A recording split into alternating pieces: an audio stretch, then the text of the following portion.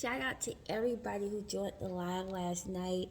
Even though Viacom shut us down, we wasn't having it.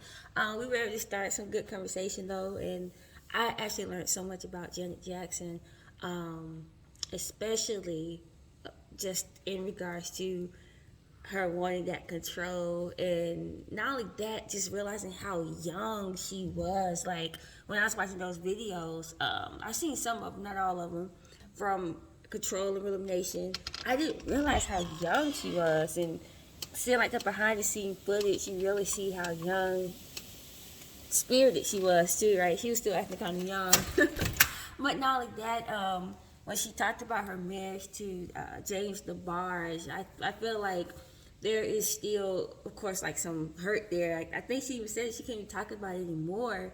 And I really felt her when she was talking about like how people play upon like innocence like that, and basically how he took advantage of her like young, loving heart, really. And the whole baby scandal, I personally don't know what to think. I mean, Janet said she didn't have no baby.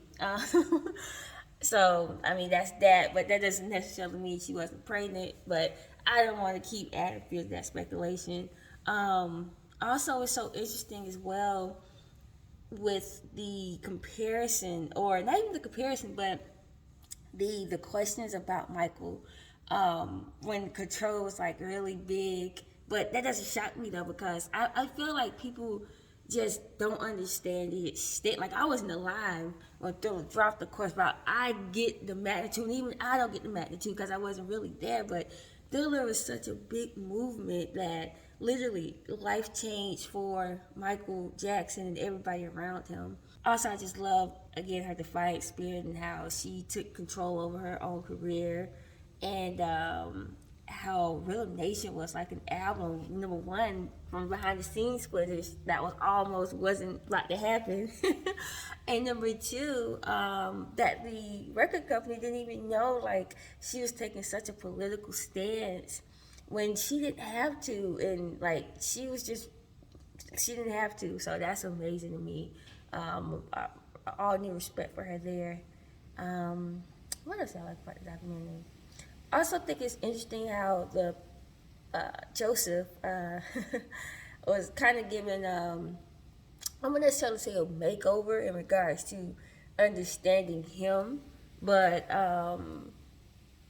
yeah, kind of interesting. But again, I feel like to really understand the Jacksons as a family whole dynamic, like you really need like a series with like seasons.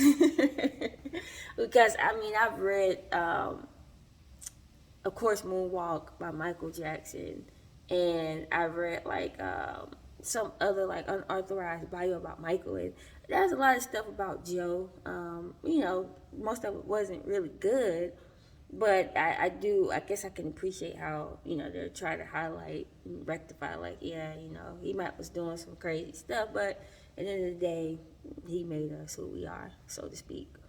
um what else? And also, I thought it was so amusing, what David Rich, the biographer, mentioned, like when Janet went to see the Bad tour, she wasn't expecting it to be what it was, and like Michael really put that feel on her butt, like, if I'm coming with the nation, I better come hard. So I love kind of like that competitiveness among the siblings. Um, yeah, I'm excited to see part two.